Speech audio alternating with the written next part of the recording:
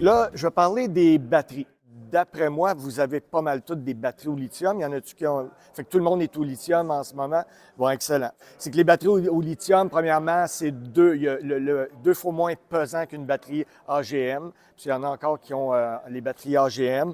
La capacité est doublée comparativement à une batterie AGM. Puis on a, c'est ça, une batterie d'une centaine d'ampères AGM. On l'utilise seulement qu'à 50 parce qu'après, elle donne plus assez de courant. Mais la batterie au lithium, elle, on peut passer de 100 à 0. La batterie va se couper d'elle-même. On n'endommage pas la batterie. Il y a un système à l'intérieur qui s'appelle un BMS qui, lui, va couper carrément le courant de votre batterie. Fait qu'il reste du courant dans votre batterie parce que quand vous allez la recharger, elle devrait se réveiller.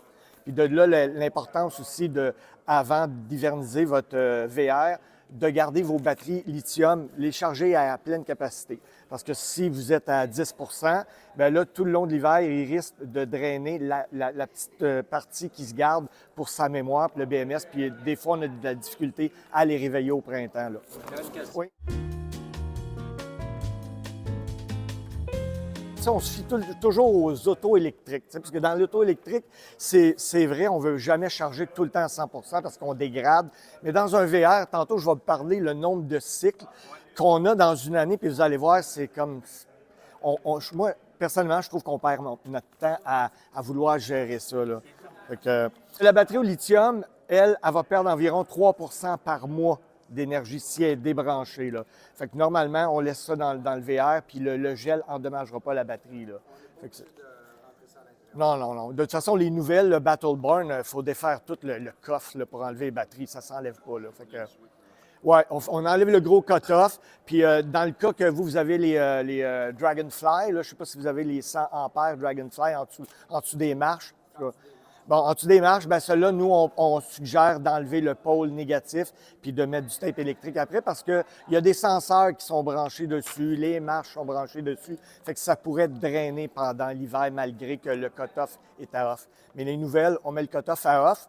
Vous allez voir, malgré qu'il est à off, il y a le contrôleur de charge là, pour les 2025 et plus. Là, on le voit clignoter. On a fait des tests, puis ça prendrait à peu près 11 mois avant de drainer une batterie. Fait que ça n'aura pas d'incidence. C'est ça, les batteries au lithium en plus. Là, on parlait de cycle de recharge. Les batteries à AGM, normalement, on se rendait à 800, 1000 cycles. Puis c'est les cycles sur les AGM, c'était on charge, on arrête de charger. C'était pas des cycles complets. Fait que la durée de vie était beaucoup moins longue. Sur les batteries au lithium, on peut aller de 5 à 10 000 cycles là, pour les batteries au lithium. Puis pour vous donner une idée, moi, mon module me dit combien j'ai de cycles annuels. Puis un cycle sur une batterie au lithium, c'est un cycle complet. C'est de 0 à 100. Puis dans un été, je fais 20 à 30 cycles environ complets. Puis je fais que du boondocking. Fait que ça vous donne une idée, vous en avez 5000 cycles. Là. Fait que probablement que les batteries vont vous survivre. Là. Ouais, c'est probablement ça ce qui va arriver. Fait que là, c'est pour ça que je me dis, tu sais, votre question, on va-tu pas les charger trop une fois de temps en temps? Moi, je m'en occupe pas. Des fois, ils sont à 80. C'est sûr que si je charge à partir de la génératrice, ben là, entre 80 et 100, là, le niveau de charge n'est pas vraiment élevé, là, puisqu'il est en mode absorption. Là, on brûle on fait rouler la génératrice pour rien, mais si on roule ou si on est branché dans le 30 ampères, on laisse ça charger jusqu'à 100, il n'y a pas d'incident. Tout ce qu'on ne veut pas, c'est qu'ils se descendent en bas du zéro, parce qu'elle, elle arrive à zéro, elle coupe, puis là, ensuite, ben là, elle draine peut-être son 15 qui reste, qui garde en vie le BMS, le système électronique à l'intérieur. Fait que c'est pour ça qu'on veut la garder à pleine capacité pour éviter les décharges complètes.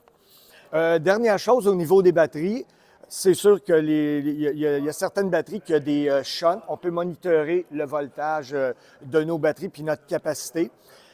Si vous n'avez pas ce genre de système-là, mais je crois que tout le monde l'a, non, vous n'avez pas, vous pouvez OK.